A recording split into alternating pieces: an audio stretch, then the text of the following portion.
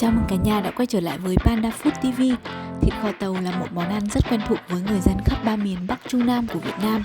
Đó không chỉ là món ăn truyền thống trong những ngày lễ Tết, Giỗ Chạp, mà nó còn là món ăn yêu thích của mọi nhà, mọi thành viên trong bữa cơm hàng ngày. Nhắc đến cụm từ kho tàu, nhiều người thường liên tưởng đến người Tàu, người Hoa. Tuy nhiên, món ăn này xuất xứ từ nền ẩm thực Việt Nam hẳn hoi nha. Chữ Tàu tức là lạ, hiểu đúng ra là món thịt kho lạ. Hôm nay mời mọi người cùng Panda Food TV khám phá cách nấu món thịt kho tàu đơn giản, dễ làm, đúng chuẩn vị béo mềm của thịt lợn Ba Chỉ và trứng quyện với nước kho thịt thơm ngon, rất tốn cơm nha.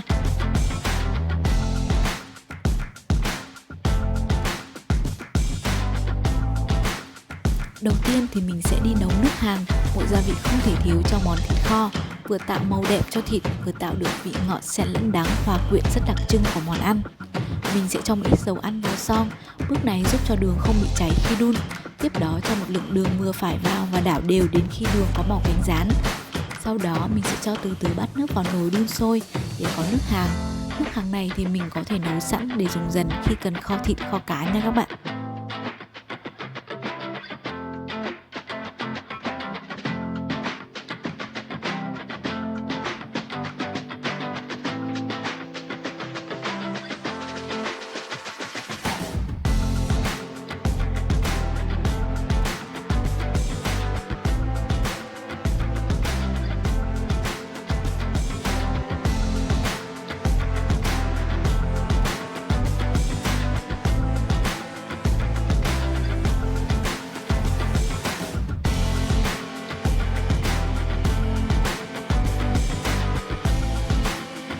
Để làm món thịt kho tàu thì bạn phải chọn cho mình miếng thịt ba rọi thật ngon, không được nhiều mỡ quá, cũng không được nặng quá.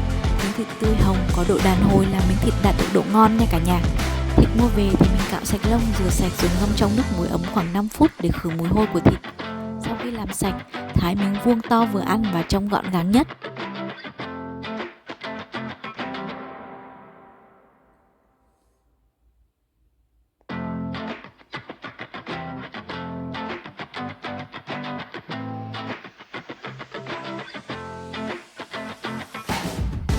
Giờ thì chúng ta sẽ cùng ướp thịt theo tỷ lệ 2 thìa nước mắm, 1 thìa đường, 1/2 thìa muối, 1/2 thìa mì chính, 3 thìa nước hàng, thêm hành tỏi băm nhỏ, hạt tiêu, 1 thìa dầu ăn. Sau đó mình sẽ đảo đều để ướp thịt trong 30 phút đến 1 tiếng.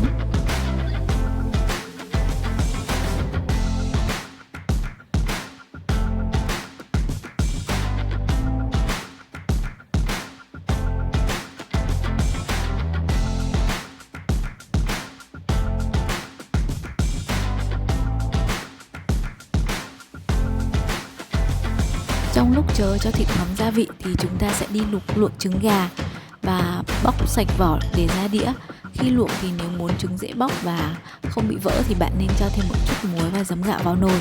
Đối với cách nấu thịt kho tàu miền Bắc thì sau khi bóc sạch vỏ bạn có thể cho trứng vào chiên sơ vàng để tăng độ dai giòn hơn. Còn ở miền Nam thì mình sẽ để vậy cho trực tiếp vào chứ không cần chiên vàng trứng nha. Cơm nhà hôm nay thì mình có thịt kho tàu ăn cùng với rau bắp cải xào. Mùa này bắp cải đúng vụ nên bắt đầu ngọt giòn chuẩn vị rồi. Bắp cải mình thường cắt sợi dài nhỏ để xào được ngấm gia vị hơn. Bạn cũng có thể cắt bản to hơn nếu gia đình bạn thích ăn nhạt và thích vị giòn ngọt tự nhiên của bắp cải nha.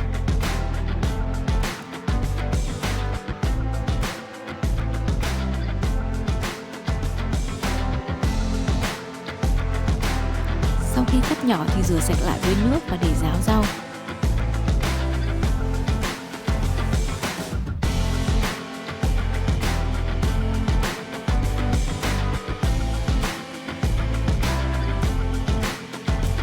Cà chua thì mình sẽ bỏ cuống rửa sạch và cắt cà chua bổ cau thành từng miếng nhỏ.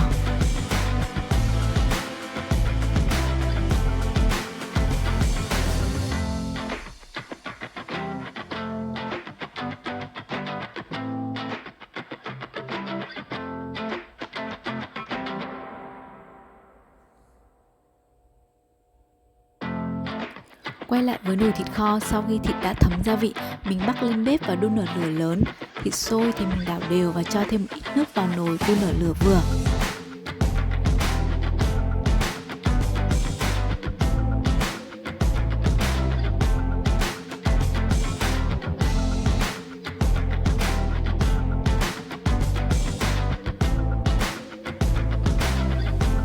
Thịt đã sôi và hầm được khoảng 20 phút thì mình sẽ cho trứng gà vào để đun cùng.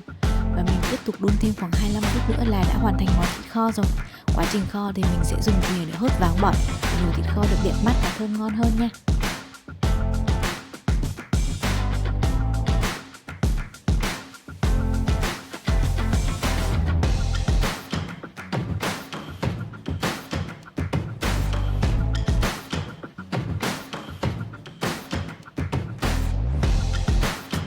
Tiếp đến thì mình sẽ tiến hành xào bắp cải, bắc chảo lên bếp và cho vào đây một muỗng canh dầu ăn. Đợi dầu nóng thì cho tỏi ban vào phi thơm. Tiếp đến thì cho cà chua vào, xào tới khi cà chua mềm nhuyễn thì mình cho rau bắp cải vào đảo cùng.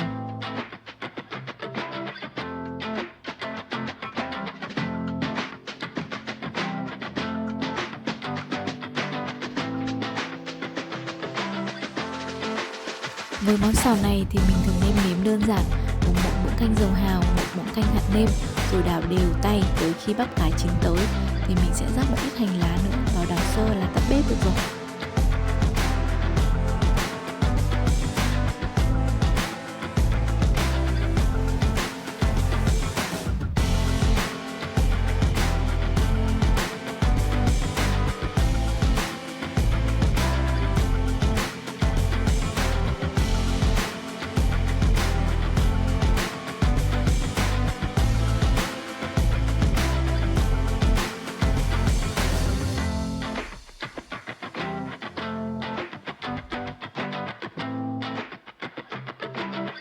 Lúc này thì nồi thịt kho tàu cũng đã chín, mình múc ra đĩa và chuẩn bị mâm cơm nha cả nhà.